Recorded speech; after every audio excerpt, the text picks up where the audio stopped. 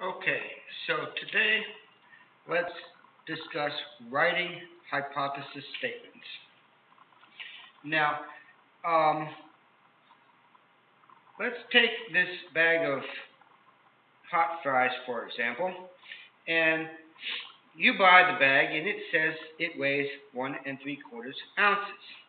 Yet, when you take it home and you weigh it, you find that maybe it turns out to be 1 1/2 ounces.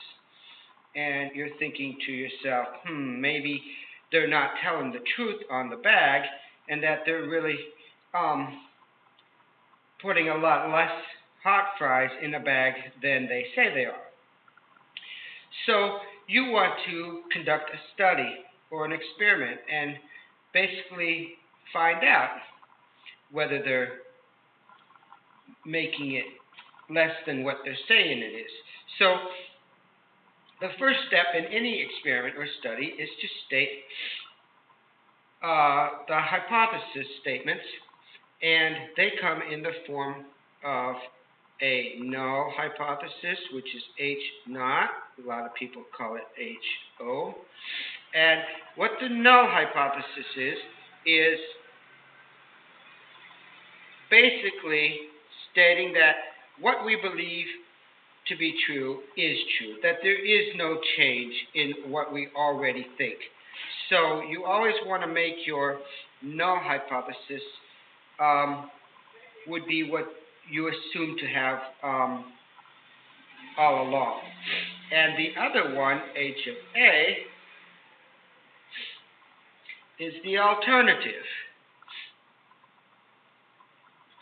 And that would be that it's not what we believe it is, that it is actually something different. In this case, you're thinking that it's probably less than 1 3/4 ounces because of your weight being lower.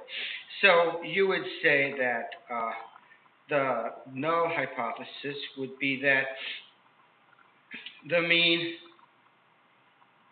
weight of all the bags is at least 1 3/4 ounces.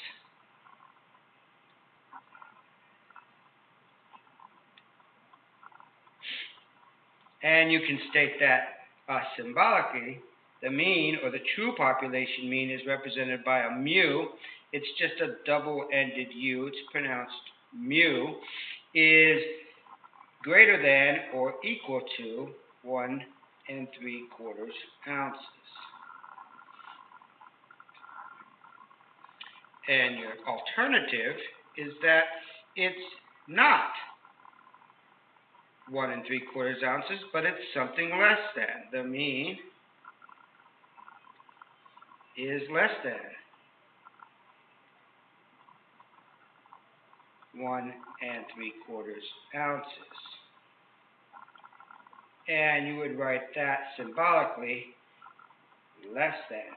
Now you want this strictly less than. You wouldn't say equal to here. You do not want any overlap in the range of possibilities, and you certainly don't want any gap, because in the end of this experiment, you're going to have to accept one and reject the other.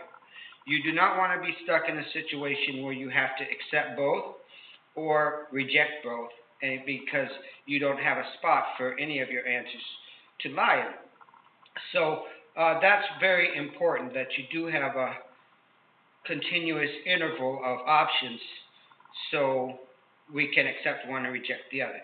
So let's say you went out and actually took a bunch of samples and you found out it was actually equal to your overall sample was 1 1/2 ounces. Well, in this case, since it's much lower than what they said, you would actually end up accepting the alternative, in which case you automatically reject the null. And that would be the conclusion of your experiment. That's for hypothesis statements. Thanks for watching.